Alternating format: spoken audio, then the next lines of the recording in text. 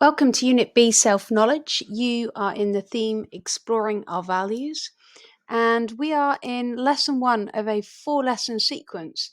And this lesson is focusing on our values, which values guide us, and noting that the tile has the usual purpose identified, that we're going to discover what each of us stands up for and how that connects with the values and how those values then behave as a guide. Below we have our life skills that weave throughout these 4 lessons.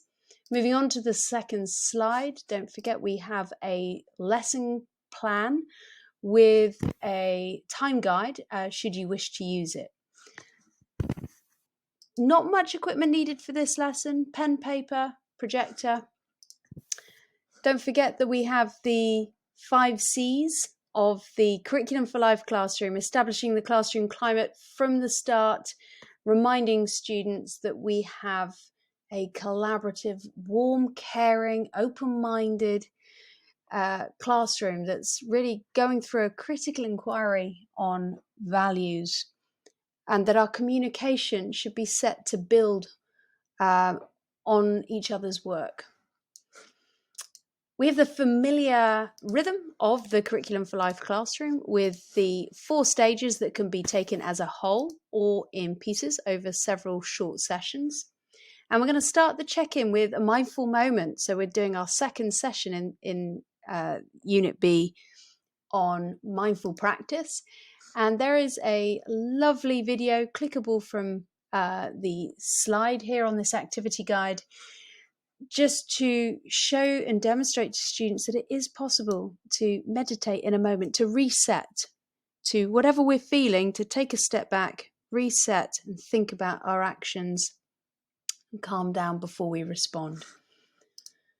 Our warm up here, we're just setting the scene about how our values guide us, with a little bit of information for students to absorb before they consider a written response to the question, what do they stand up for, with a little extra guidance on the side, something we feel strongly about that you'd argue, that you'd put yourself out to support. What do you stand up for? Once students have written down that response, they're going to get into groups of 4. And the groups of 4 are really a support group.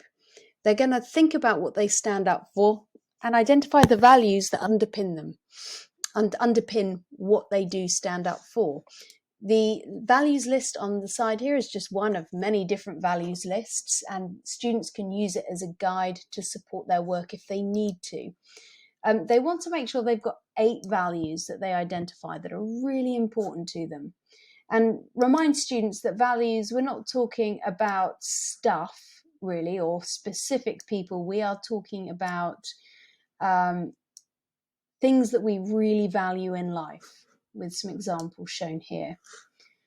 Once students have identified 8 values that connect with what they stand up for and underpin what they use to guide their decisions in life, they can take a look at the next task. They can stay sitting in their groups, but working individually, they're going to bring their attention to a time when they felt happy and what that was like, that they felt proud and what that was like, and a time when they had to make a tough choice and how they felt about that.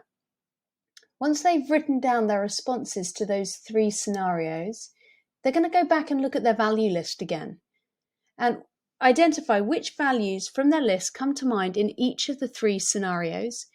And when they have reflected on that, they might like to swap out some of the values on their list. They may like to reevaluate their list and make sure that it really does cohere with the values they use as a guide in life. We're then going to do a really quick task of getting rid of a couple of the values. So the students got 30 seconds. They're going to take away 3 values from their list. They've got 5 remaining. They're going to look at those 5. They've got 30 seconds to take away 2 more. They've got 3 remaining values. They're going to consider those that remain as their core values.